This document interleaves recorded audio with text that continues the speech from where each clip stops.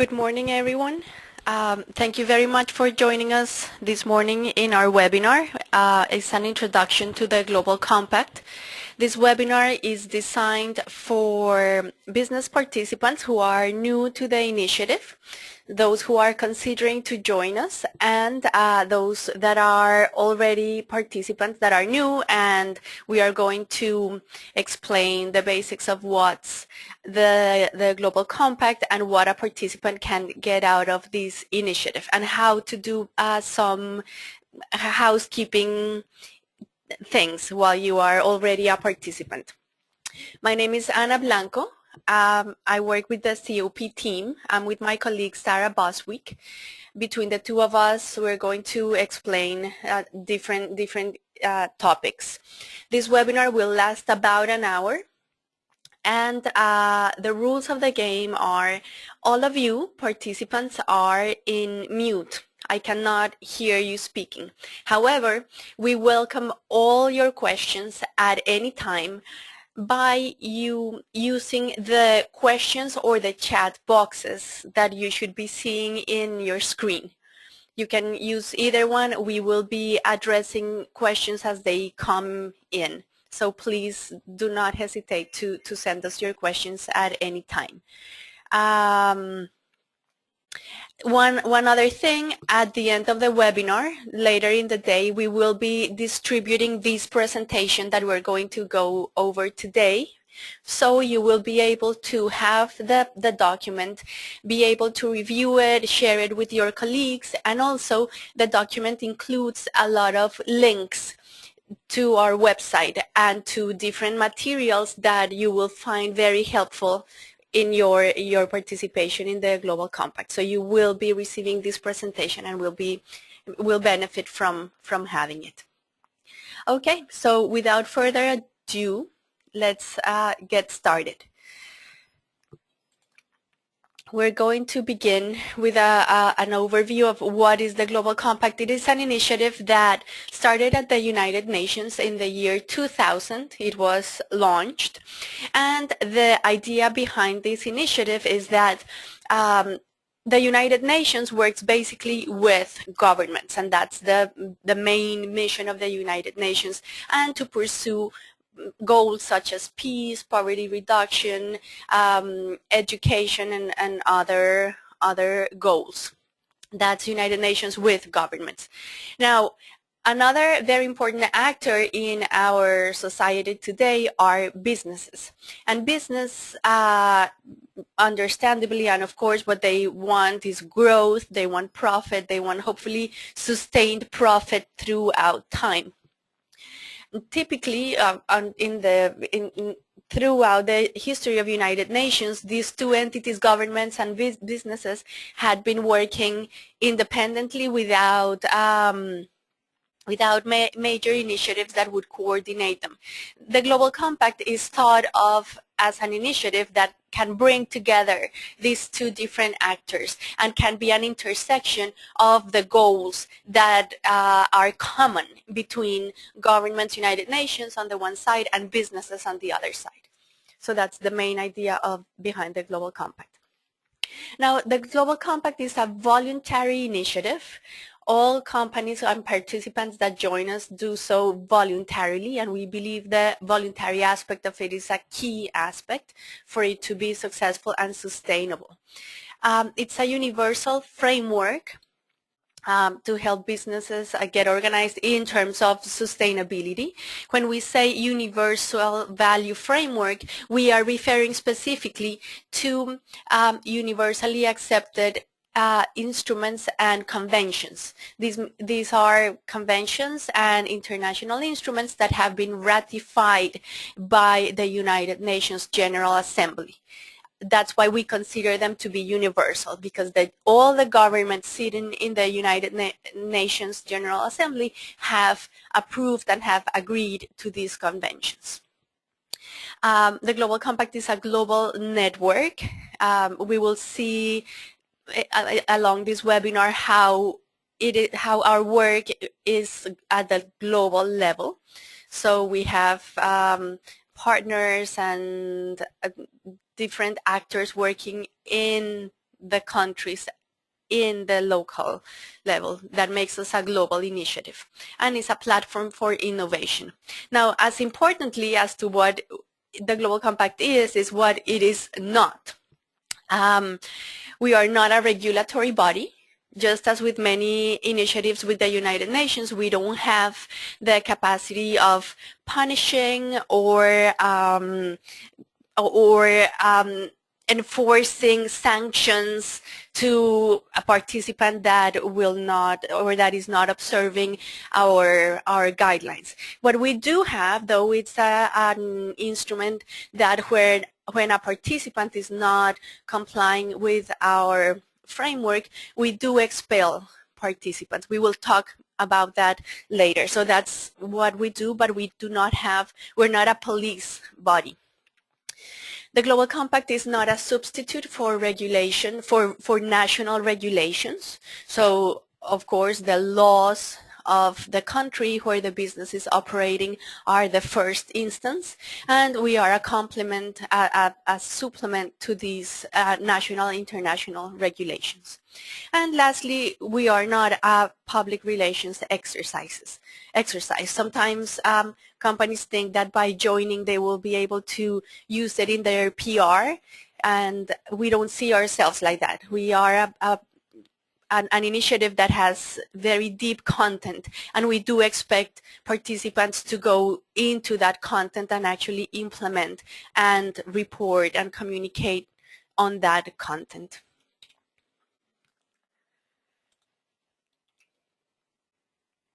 Here are some numbers about the Global Compact, and this graphic shows very interesting information.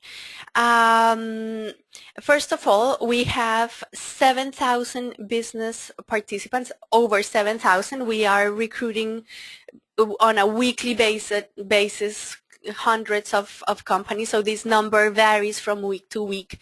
As of last week, we were over 7,000 business participants.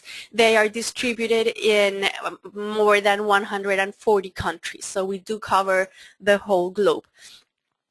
In addition to the 7,000 business participants, we also have non-business participants who are organizations that agree with what we're doing and want to support us, and they become participants as well. We have 3,500 of those non-business participants.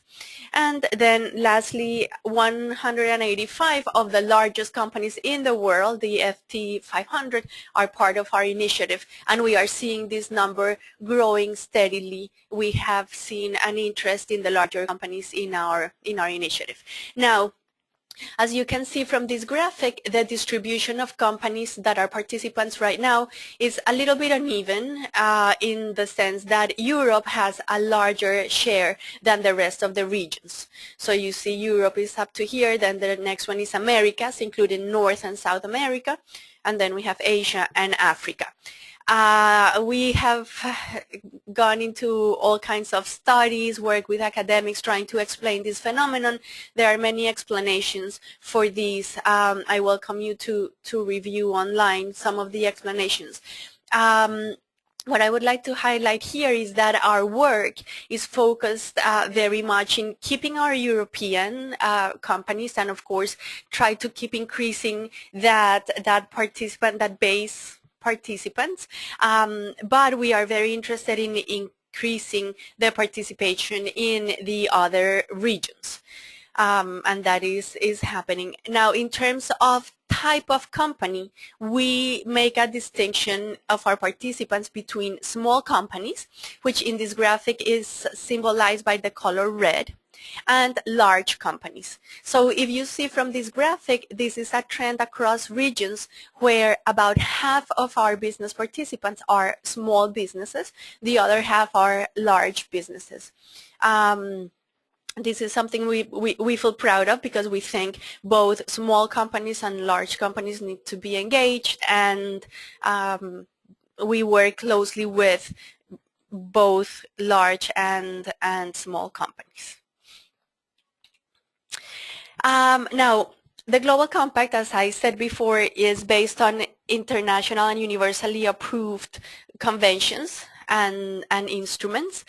And the backbone of the Global Compact are 10 principles that come out from these universally accepted conventions and instruments. Now, the 10 principles, I'm not going to go through the 10 of them, but what I want to highlight here is that we have divided or classified these 10 principles into 4 main issue areas.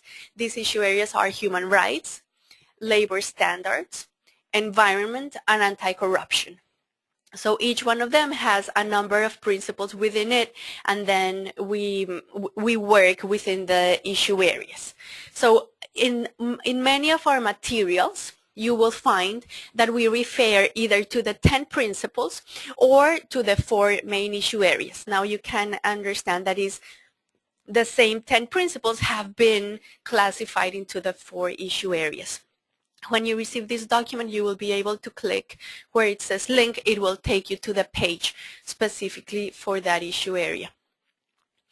The Global Compact has 2 complementary objectives.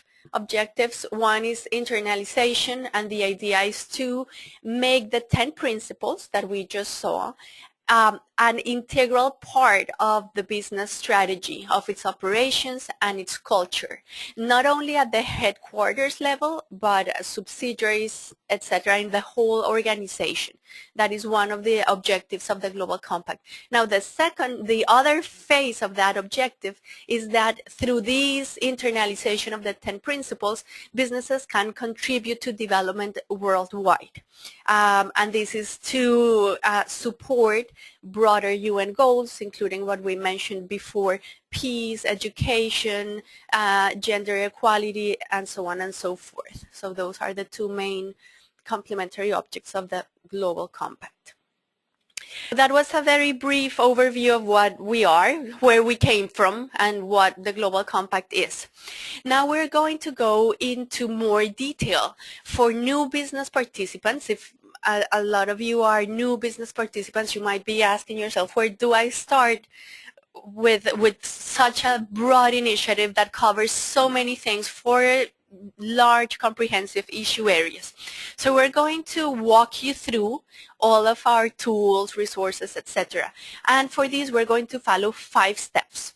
First, we're going to show you some tools and resources that you have in different topics. Then we will guide you on how to use the participants' dashboards. So when you join the initiative, you were given a password, and you have your own little profile. Not little, I correct that. It's a profile that you have, and it has a lot of information that you need to keep updated. So we're going to walk you through how that is done. Then we're going to talk about communication on progress, a very important part of our initiative. We're going to talk about the local networks, and then engagement opportunities. So I will, at this point, pass the presentation to my colleague Sarah Boswick, who will walk you through the tools and resources chapter.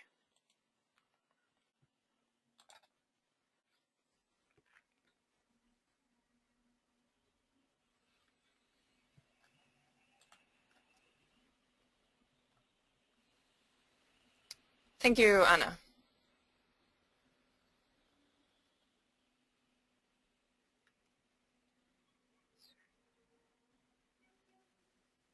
And I want to remember participants in the webinar, please send us your questions at any time. We will be happy to address one by one in the chat box or the questions box. Okay, Anna, I'm going to ask you to just keep control of the slides there. Okay. As I go through. Good morning, everyone. My name is Sarah. Congratulations on having signed the Global Compact, those of you who have already signed, and welcome to the initiative. As Anna mentioned, what we're going to look at now are some tools and resources which can be useful to you for making your way through the Global Compact, getting oriented on technical aspects of the Global Compact, as well as the issue areas that we work on, the four main issue areas. We have lots of content developed. We do realize that this is one of the best added values that the Global Compact has, is to guide participants and give them really cutting-edge information and guidance and resources on how to implement the 10 principles in a business context. So if you could go to the next slide, please. We have several tools and resources that are general on the Global Compact, and that's where we'll start. These are all, everything that we will show today is accessible through the website, unglobalcompact.org, and we've compiled a selection of materials. This is just a small percentage of everything that's available on the website that you can use as a good starting point. And you can also access all of these materials through the links that are on the slides, which you'll receive after this webinar. On this one, there are 3 resources, and I just want to highlight the GC management model in particular, the first one on the list. This is a good model that you can use to manage the processes and systems behind implementing the principles. It divides the management process in 6 phases and includes suggested actions and examples. So this can help you to get well on your way to a model for sustainability performance across the board, not only focusing on management systems, which is what you'll find in our blueprint for corporate sustainability leadership. Next slide. Here we have a list of resources for human rights specifically, and what we'll highlight here is Human Rights Translated, a business reference guide. This describes the individual human rights and how they are important to business. And this is important because you can talk about human rights in so many different contexts, and the business context is particularly nuanced. So this is a good guide for that. It's a great resource to understand the concrete human rights and what they mean for businesses. Next slide. Here we have some labor resources. This is perhaps the probably best understood area of our 4 areas because it is so well regulated in most markets. Here we'd like to highlight the labor principles of the UN Global Compact, a guide for business. This is a guide that explains the labor principles and how they can be put into practice and provides a brief description of each labor principle and practical guidance on what companies can do to respect, promote, and realize them. Next slide. We have a couple of resources on environment as well. And here we can point out the environmental stewardship strategy, which helps a company to develop a strategy, especially for managing environmental issues. And this is a fundamental part of being able to implement our principles on environment.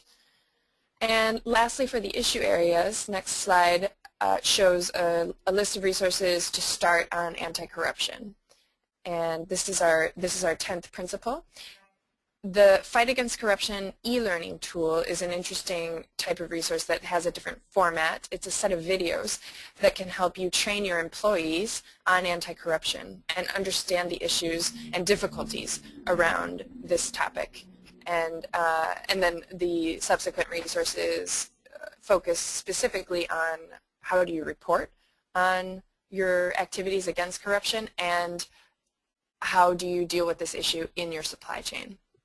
So those are some good resources. On the next slide, we have a few cross-cutting topics which are not specific to any of our issue areas, but they are very important and affect your ability to implement the 10 principles in business. And these resources articulate how companies can support development objectives through their core business, through strategic social investments, through advocacy, through different types of partnerships and collective action. These available Global Compact platforms for business to support development goals are identified in these guides, and examples of how companies are already contributing to this agenda are showcased. So these are, again, resources that will help you deal with some issues such as business and conflict areas and development in general, which directly affect your ability to implement the 10 principles in your business. So those are some of the tools and resources. You can take a look on your own, browse through. Also feel free to go to the website and look up more. There are many, many more on the website on these topics as well as other topics. But those are some good ones to start with to help you navigate through the long list. Now we're going to go on to the section that talks about using the participants dashboard. Now that you are signatories or are going to be signatories very soon, it's really important that you know how to use our system. These may seem like a bit of mundane details, but a lot of times the types of inquiries that we receive, the bulk of them are about how to use our system. And you know, many of it, I think it will save you some work in the long run if you know how to navigate the system and take advantage of the resources it offers. So we realize that the best way to learn about a system is to just go screen by screen and actually look at what you will be looking at as a participant when you log in to our system. So this is what the next section will be about. I'm going to try to go pretty briefly through this because you can use these slides as a reference when you actually log into the system and are navigating at a later date. On this first slide, you can see that every participant has a profile on our website. And to find out information about an organization, we use the search box at the top of the page here on the upper right-hand side.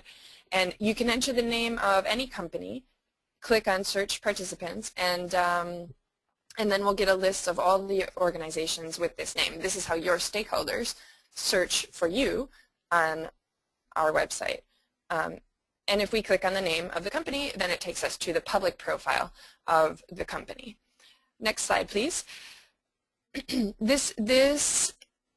This is an invented profile. By the way, it's not a real organization. We just made it up for the purposes of this presentation. But this is the screen that stakeholders can see publicly about a given company. And here, this is the information that you will be able to see.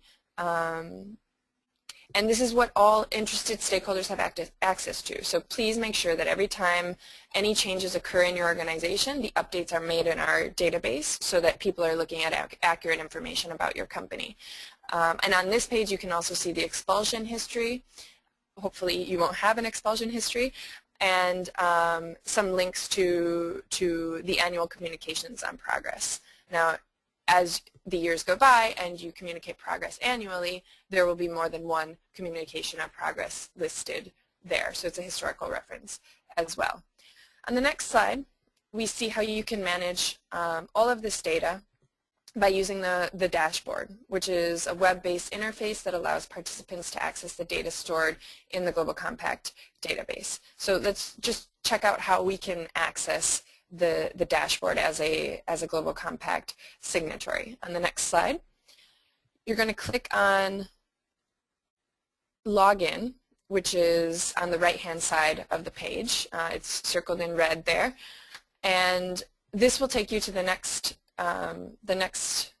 screen, which allows you to log in. This is similar to any website that you've ever used before. You enter your username and password, the same ones that you use on your application form to sign the Global Compact.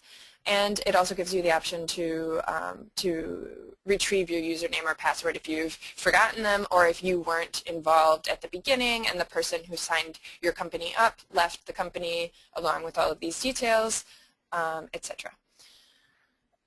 Next slide shows if you want to reset your password and you clicked on that link in the previous slide, you'll need to enter your email address. If you do this, please just make sure that the email address you use here is the same email that we have registered in our Global Compact database. Otherwise, the system won't be able to recognize it. Next slide. Here is where if you are not a contact point, a registered contact point with the Global Compact and you want to access your organization's profile, you'll need to request the existing contact point to add you as an additional contact person. You can have more than one contact person on our database, so just ask that person to add you. If you are already the contact point, then and your email address changed, or you forgot your login details, or any situation like that, you can contact the Global Compact office at this email address on the screen. Next screen, please. Next one, please. We see here on the dashboard where the upper left-hand corner shows that we are on the dashboard tab. And this is what's visible to you as a company when you're logged into the system. Here you can edit your organization's profile by clicking on the link in the upper left-hand corner. And if you do click on that, you'll come to this screen. And you can click on any of the fields, update your information, and press Save to record your changes. Now remember that all of the data that you enter here is posted on your public profile on the Global Compact website. So please make sure it's correct and up to date. Your letter of commitment to the Global Compact, which you submitted at the beginning of this process in order to sign the Global Compact, cannot be modified or replaced at this time. On this screen, we see the option to edit contact people that already exist. So here we have examples, Mr. Contact Person 1 and 2. If you click on the pencil, you can edit their details. If you click on the X, you can delete them. Next slide, please. There are several roles in the Global Compact database which you need to be clear on in order to avoid confusion within your organization. You have Number one, you have a contact point, and this is the person who receives email communication from the Global Compact, including our monthly bulletins, COP deadlines, as well as updates on news and events. You have a second type of role, which is the highest level executive, and this person only receives official documents such as policy updates, reports, and invitations to special events via post. So this person will not receive any email communication. And this is usually the person who has also signed your letter of commitment when we ask that it be signed by the highest level executive. And then we have a third type of role, which is the financial contact, and this is the person who receives the invoice for your company's initial contribution to the foundation for the Global Compact, something that we very much appreciate from our signatories, which helps us to run the initiative effectively. Your profile must include minimum the contact information for your highest level executive and at least one contact point. If you want to add other contact points, you're free to do so. Next slide, please. Here we reiterate that we ask that you please make sure the information, especially the email addresses, are accurate on the company profile in order to continue communicating with the Global Compact office on some very important matters such as news, events, information on your communication and progress deadlines. We're about to speak about the COP briefly in just a moment. And just remember that you can update this at any time that you log into the system. Okay. Next slide, please, and next. Again. Now we're going on to, just one back, please, Anna. We're going on to the logo, how to handle the Global Compact logo. Many participants are interested in utilizing the Global Compact logo in their communications material, publicity for different sustainability events that they're hosting, etc. So this may be important for you down the road as you continue participating in our initiative. Participants are strongly encouraged, as it says here on the slide, to use the We Support the Global Compact logo as a way to promote their commitment to the initiative and raise awareness of the Global Compact as well, so that we can get more signatories on to this beneficial initiative. So the logo that you see on the screen right now that says the Global Compact We Support is a logo that is that's freely available for our signatories. On the next slide, we see a couple of guidelines, instances when companies have used our logo in a positive way.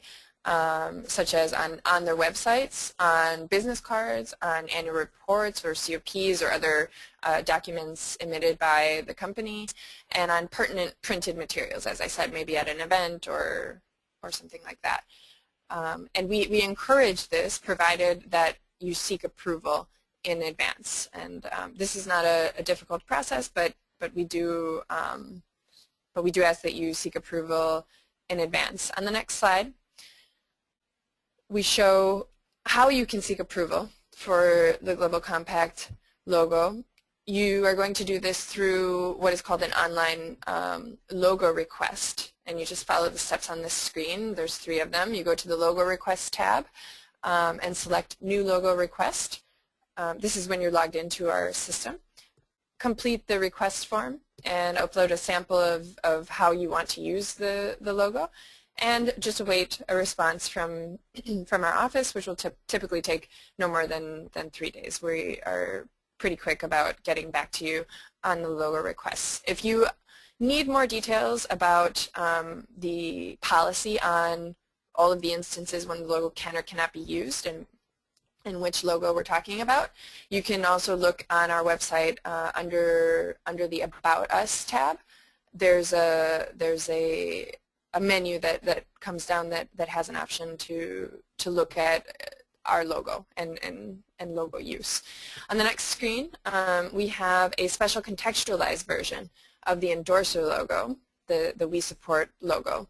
And this is for use in your COP, in your Communication on Progress, which is the annual report that you will be publishing. You can use this logo that you see on the screen right now without prior permission from the Global Compact office. This is freely available for everyone to use, and please do put it on your COP. It's an important element of that publication. If you have any other questions about the logo, feel free to enter them in the question box, and we can get to them, or you can also check out the logo-specific details on the website. Just before we finish this section and move on to the Communication on Progress, Anna, do we have questions that we should address right now? Yes, we have 2 questions. One is people are asking how participants to these webinars will be receiving this presentation. You will receive an email with the presentation attached to it, and the email address that we're using is the same one you used to register to this webinar. So please check out that email account. You will receive it later today. The other question is, can we as a signatory see who or how many stakeholders have looked at your profile? As of now, we do not have that capability. Our system is not configured that way. However, this is a question that we have been receiving constantly, and we are in consultations with our IT team and see how we can work something out in that regard. But as of today, we unfortunately do not have that capability. Okay, thank you, Anna. So this concludes the second section of our presentation on using our system and the participants' dashboard. I hope it's been helpful, and you can certainly refer to these slides if you don't remember a particular detail of how to use the system. And I'll give it back to Anna to discuss the Communication on Progress. Perfect. Thank you, Sarah. Okay, so as you heard, Sarah has been mentioning the Communication on Progress, the COP, the annual requirements. So then in this next section, we are going to go into the Communication on Progress. We're going to see what that is. One of the main commitments that participants acquire once joining the initiative is to report on an annual basis on the progress they have made in implementing sustainability topics related to the 10 principles and to the 4 issue areas. We call this report a Communication on Progress, or COP. it is a communication with stakeholders. A lot of times companies think that the COP is something that they send to us, to the Global Compact office in New York, and that is not the case. We, the Global Compact, we see ourselves as a facilitator. We provide a platform that intends to promote transparency. So we see ourselves as that facilitator, that platform where companies can publish their communication on progress, and then stakeholders can also access this platform the way Sarah just showed you and see what our company is doing, what each individual company is doing to progress and to implement the sustainability principles. So again, to reiterate, it's not a communication with us, with the New York office. It's not a communication with the United Nations. It is a communication with your stakeholders. And ultimately, it is stakeholders who vet and who monitor what's going on with the companies. The COP content and a self-assessment that the company feels when submitting the COP will determine what level that company achieves within our differentiation program. So let me tell you a little bit of a background here. 10 years ago, when the Global Compact started and we were starting to implement the communication on progress and this idea of reporting annually, there were no distinction on the communications that companies sent. Either a company communicated or not communicated. There was no difference between the communications. However, as the initiative started to progress, we realized that not all COPs are the same. Some companies go into great detail. They take a lot of time, effort, and they really put a lot of thought into what their communication is going to say. And the level of transparency and disclosure that these companies have shown indicated to us that it is worth to give them a recognition for this high level of transparency and disclosure. So we created in the year 2011 this differentiation program that classifies the COPs. Within the blue box that you see here, we have two dimensions. One, in the vertical axis, you see the implementation of the principles. And to the horizontal axis, we have the transparency and disclosure. Our initiative is one that is concerned not only with reporting, which would be this axis right here, the transparency and disclosure. It is a key aspect. That's why it's one of the axes in this graphic. But we are very concerned as well with the implementation aspect of it. That is why we offer resources like Sarah mentioned before, the management model, which will, if you have time later to look into it, it will help your company to implement the principles into your strategies and operations. So when the company fulfills these two aspects of implementation and reporting, transparency and disclosure, depending on the level of transparency and implementation, it will achieve a different level. In the GC Active level, there are 3 minimum requirements that we're going to see in a minute. Companies that go further in their implementation and their disclosure will achieve the GC Advanced level. We will also talk about it in a minute. And then we have the leadership category, which we call the LEAD program. At the moment, the LEAD program is in its pilot phase. And it's a group of companies who said, we believe that we are capable of going beyond the advanced level. The advanced criteria for the advanced level are a great way to make progress on sustainability topics, but this group of companies believe they have the capability of going even further than these advanced criteria. So they came together, and for 2 years, ending later this year, this these companies in a pilot phase. They have been implementing a whole set of even more advanced criteria. These are the lead companies in the lead pilot program.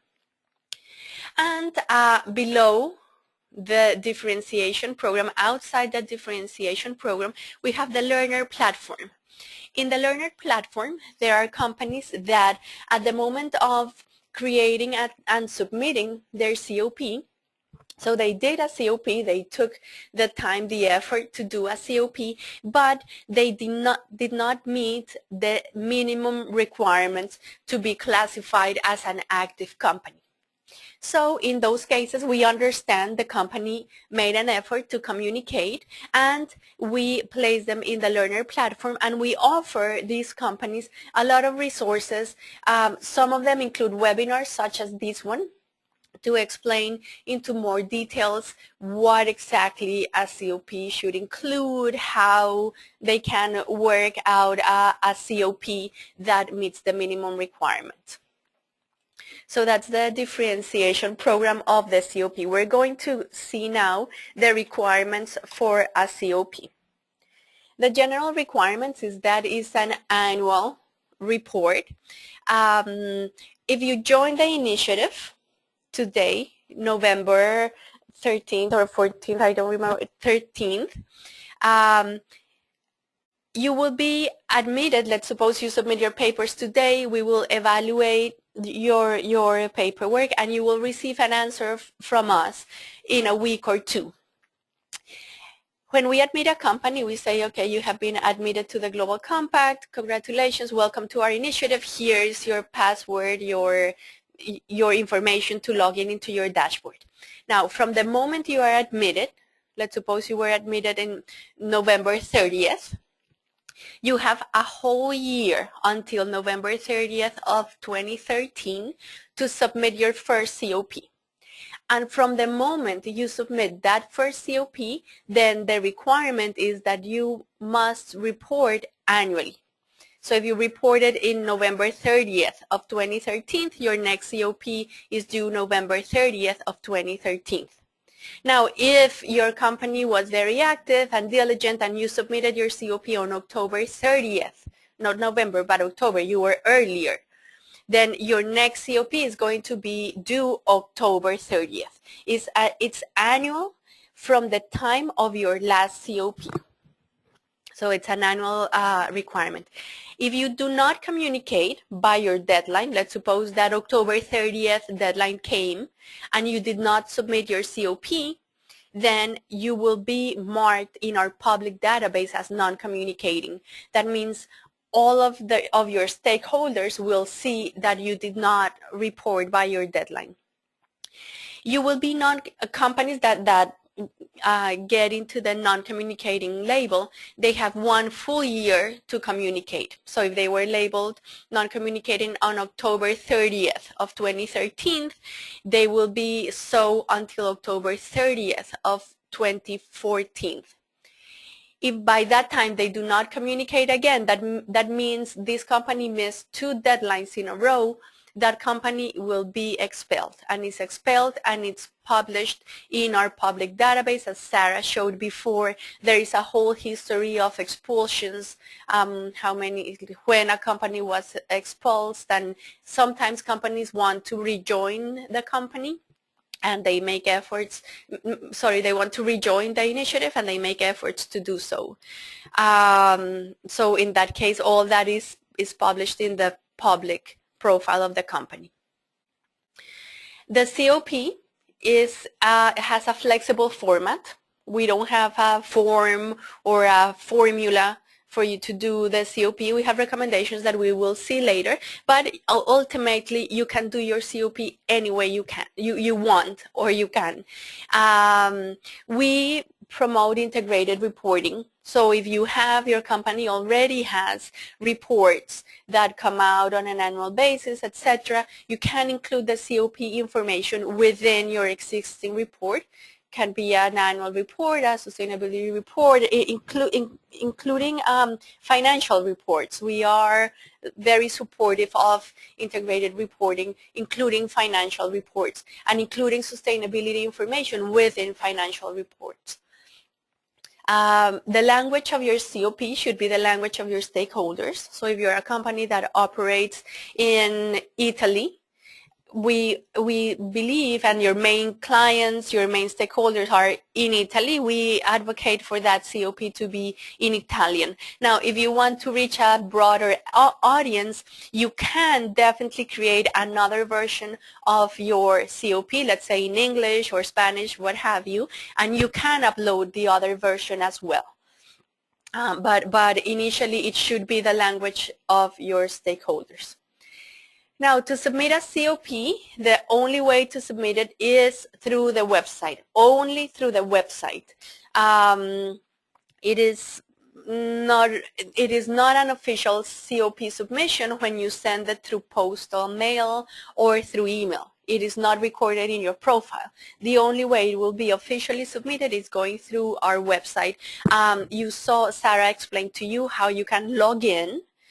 In the upper right corner of the website, you log in, you use your information. Once you are in your dashboard, you will see the option in one of the tabs that says COP. There you go into your COP, and through that one you just follow the instructions and you can submit your COP that way. The COP must include a PDF attachment. Some companies have links with interactive information that is updated on a daily basis. We welcome that, and there is a space to put in the link to your interactive website, and stakeholders will easily access that. However, one of our requirements is that along with the link, you provide a PDF that stakeholders can use as a picture of what the company was doing, was reporting on the moment of submitting their COP. So the PDF is a requirement. And then we talked about minimum requirements to reach the active level. Here they are. The first one is a letter of commitment by the CEO. It has to be signed by the CEO. It has to be by the CEO. Sometimes companies contact us asking if it can be the sustainability manager, etc. And the answer is no, it has to be the CEO, because the commitment, in our view, the real commitment that is going to make the company advance and make progress in sustainability issues is when it's at the top level. So it has to come from the CEO. The second requirement is a descriptions of actions in each one of the issue areas, meaning each one of the 4 issue areas must be addressed in the COP. If for some reason one of the issue areas does not apply to you, or there's another reason why at the moment you can't report in one of the issue areas, we follow the principle of report or explain. So I always give the example of this company in Japan who had a warehouse in the Fukushima area. And in the warehouse, they kept all the records for their employees, the payroll, etc. And when the time came of reporting, they did not have the labor information because all their staff information was in the warehouse. And when the tsunami came, it disappeared, the warehouse. So that company, what they did in their COP was they said they are not reporting this year on the labor issue, and the explanation is that the tsunami disappeared their warehouse with all their records. And for the following years, the plan they have to recover the information is it's ABC. So they outlined the plan for the future. So that's a perfect explanation where a company did not report on the content of the specific issue area, but they explained why they are not reporting. And lastly, the third requirement is a measurement of outcomes. Every COP should have a measurement of actual outcomes or expected outcomes. If it's if our outcomes that are not taking place yet, but that the company is expecting to see in the future. So these are the 3 minimum requirements: a letter by the CEO, description of actions, and a measurement of outcomes. If a COP does not meet one of these requirements, let's say that it doesn't include a measurement of outcomes, or let's say the COP did not address the area of human rights, and the company submits that COP without including that area, that COP is going to be classified as a learner COP. What we saw before about the levels, it's not going to be within the differentiation level, it's going to be in the learner category. There are ways of changing the deadline. We acknowledge sometimes things happen that companies cannot meet their deadline. So we have 2 different scenarios. The first one is a deadline extension. It's a grace period. It applies for unforeseen events. It gives the company an additional 90 days to submit their COP. And the way of requesting this is through our website, again, through the login, dashboard, COP, and then you will see a tab that says grace letter and grace period. You will have to submit a grace letter explaining the reasons for not being able to submit your COP on time. That grace letter is going to be public, so your stakeholders will be able to see that you are requesting additional time and that you are providing an explanation for that. So keep that in mind. You can submit any number of grace letters. The only restriction is that you cannot submit 2 grace letters in a row. So you will only have 90 days. Sometimes companies submit a grace letter, they get 90 days, and they immediately submit another grace letter hoping to get an additional 90 days for a total of 180 days of extension. That's not possible. The system will only, and our policy says, you can only submit 1 grace period, then report, and then later on you can submit another grace letter. The second scenario for modifying your deadline is an adjustment request, and this applies for companies that want to align their own reporting cycles with their COP deadlines. So let's suppose I'm a company that I issue my financial reports every December, and I'm doing integrated reporting. I'm going to integrate my COP within my December financial reports. However, I was admitted into the Global Compact in October. So that means that my COP will be due in October. So in that case, I will write a letter to the Global Compact. It is done through the same tab of the grace period. And I explain in my letter that this is my situation, that I report in December and that I would like my deadline to be modified from now on to December. And then we usually grant these petitions. It can only be one time. This is not like the grace letters where you can submit any number as long as they are not in a row. These adjustment requests can only be submitted once in the lifetime of a participant in the Global Compact.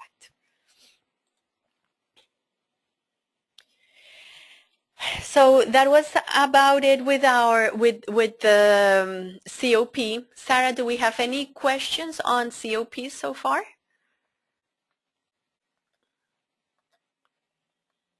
No new questions at the moment, Anna. If anyone has questions, remember to post them in the question box. And okay. I'd just like to point out, as we close the section on communication and progress, that what Anna has gone over very quickly in just the last few minutes on communication and progress, we go into great detail on how to do this and give you more guidance in our subsequent webinars. So if you'd like to go into more detail, or you felt like that was a really quick overview and a little too quick for you to actually be able to do the COP, try to attend at least our second webinar, which is taking place tomorrow, or will also be taking place every 6 weeks, and that is the webinar on how to achieve GC active level. Go ahead, Anna. Okay, thank you. The GC active level will take place tomorrow, and on Thursday we have a webinar exclusively on how to reach the advanced level for companies who are interested in reaching that level. Now we're going to talk about a little bit about local networks. As I mentioned at the beginning of the presentation, the Global Compact is a global initiative, and we operate locally through what we call local networks. Local networks are organized in different countries. In the map you can see what are the countries and where are emerging local networks.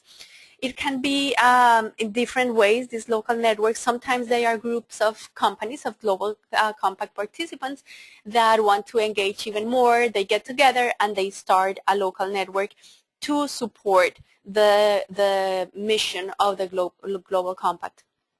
In other cases, it can be other United Nations entities. Sometimes it's non-profit organizations that get together. In different countries, the governance and the organization of these local networks works differently. The one constant, though, is that every single local network, the main objective they have is to support the role of the Global Compact and to apply locally the principles that the initiative promotes at the global level. If you go into our website, there's a tab in the top section that says local networks. You will see this map, and here if you click on the arrow, you will be able to see all the countries where there is a local network. We strongly encourage you to get involved with your local network.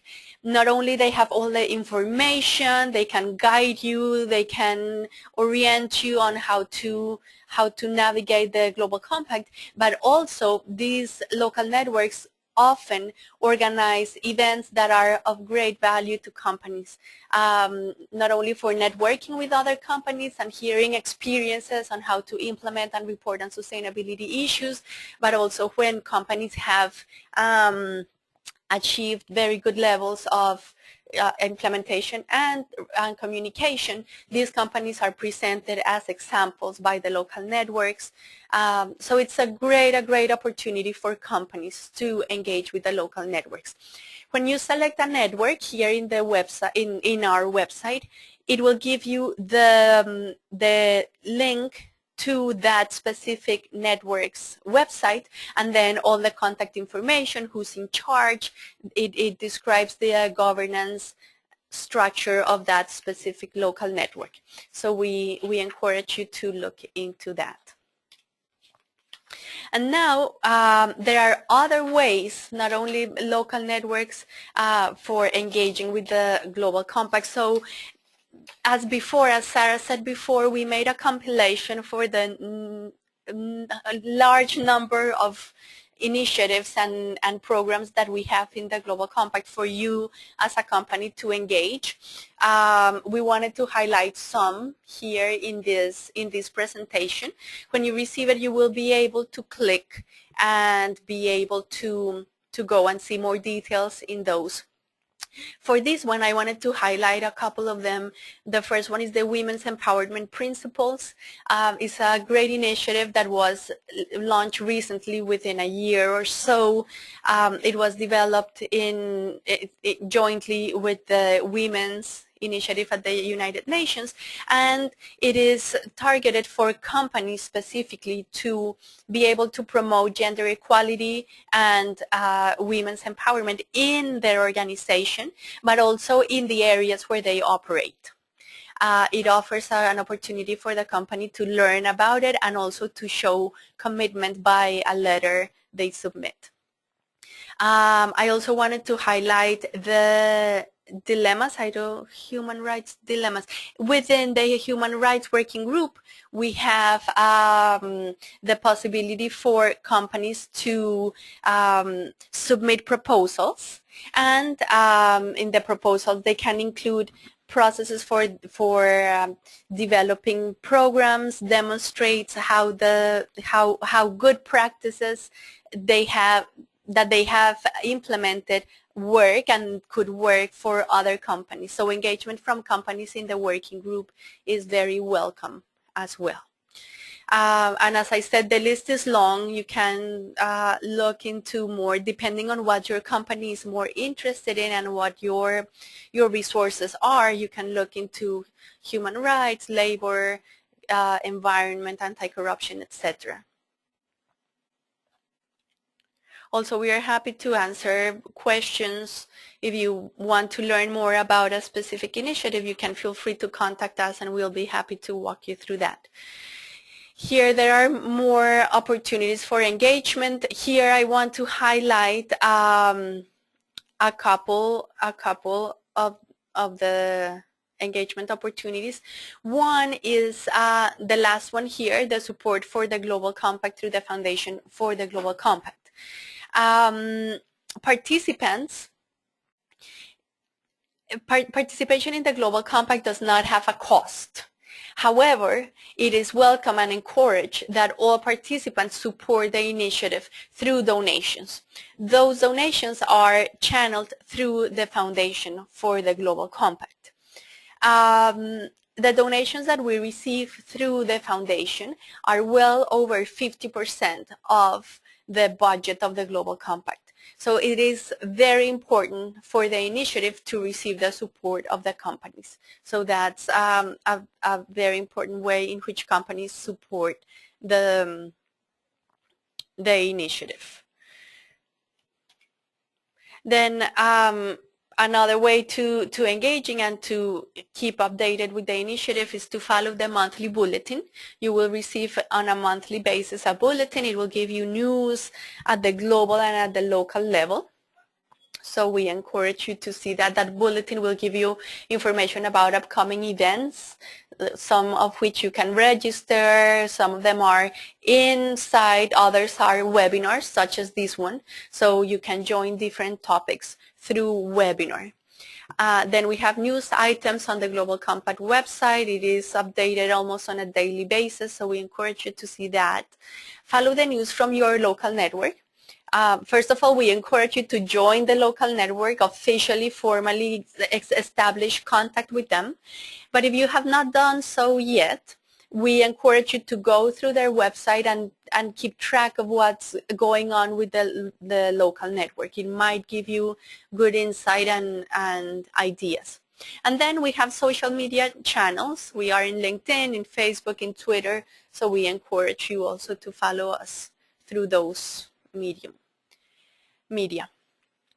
And to close the webinar, we have finished with the content, so I will give you all a few minutes to post questions, and while you post the last questions you might have, I'm going to go through 5 simple conclusions that I would like to leave you with. So if anything, after all this webinar, this is what I want to highlight. One is, please make sure that your contact information in the profile is up to date, because that is the only way in which we will be able to establish contact with you. We will communicate with you the important deadlines. We will let you know when your COP is due. We send you reminders 6 months, 3 months, and 1 month before the COP is due, so you can avoid missing that deadline. But for that and for you to receive that information, it's important that you keep your contact information updated. If the person leaves the company or changes roles or whatever happens, please make sure that there's always continuity in your company for that profile. Second of all, join your local network. I think I've mentioned that a lot. We can't stress enough on how important it is and how we have seen companies benefiting from participating with the local network. So we strongly encourage that. Consult our guidance materials for implementing the UN Global Compact principles. You will see all the guidance materials. Once you receive this presentation, you'll be able to click and it will direct you straight to those materials. Submit your annual COPs. That's another aspect where we cannot stress enough. There is the potential of being expelled from the initiative if you miss your deadline on the COP. So it is a very important aspect of being a participant in the Global Compact. And lastly, engage in various initiatives and events. As you saw in the last few slides, there are a number of initiatives, and it would be very valuable for us and for you if you can participate. Sarah, do we have any questions? One final question, Anna, which is if somebody from the Global Compact reads our COPs when we report on them or when we submit them, and how does it work for them to be classified as active or advanced? And this is something that will be explained much more in detail tomorrow and the following day in webinars 2 and 3. But the short answer to this question is that we do not read every single COP that is submitted to our database. The COPs, it's not the intention of the Global Compact to read all of them. Rather, we put them out on a public platform so that stakeholders can evaluate them. And the way that they're classified as active or advanced is actually by the company itself. So the reporting company uploads the COP, and at the time that you upload your COP and submit it and make it public, you will classify it as either GC Active or GC Advanced. And the way that you learn about those levels in order to submit your COP in the appropriate category is by either consulting our website. There's a fairly robust section on this, or you can also, or you can attend our webinars on the GC Active and GC Advanced level. So my last message to everyone would be, if you're feeling a little bit lost right now or totally lost, try to come to the second and third webinars. It will give you a much better idea of the details of this, because again, in 1 hour we were just trying to give you the broad overview. So try to attend, and if not, listen to the recordings, which are also on our website, and check out some of the resources that we've highlighted today. Back to you, Anna. Great. So, wait, sorry. We do have one more question that just came in. What time will the webinar about GC Active COP level take place tomorrow? And that will be at 9:30 a.m. New York time, the same time as today, as well as 9:30 a.m. New York time the day after tomorrow. The 3 webinars are all at the same time, 3 days in a row. And you'll have information on how to register for those next 2 in the email that we send you today with this presentation from this hour. Right, you will need to register for those, but you can do so today, this afternoon, and like that you will have access to tomorrow's webinars as well. Okay, if that's all, thank you all very much again for joining us today. We hope it was helpful. As Sarah said, explaining the whole Global Compact in 1 hour is a very difficult task. So if you still have questions, we encourage you to contact us. You will have our contact information when you receive this presentation, and we'll be happy to address any questions you might have. Thank you very much.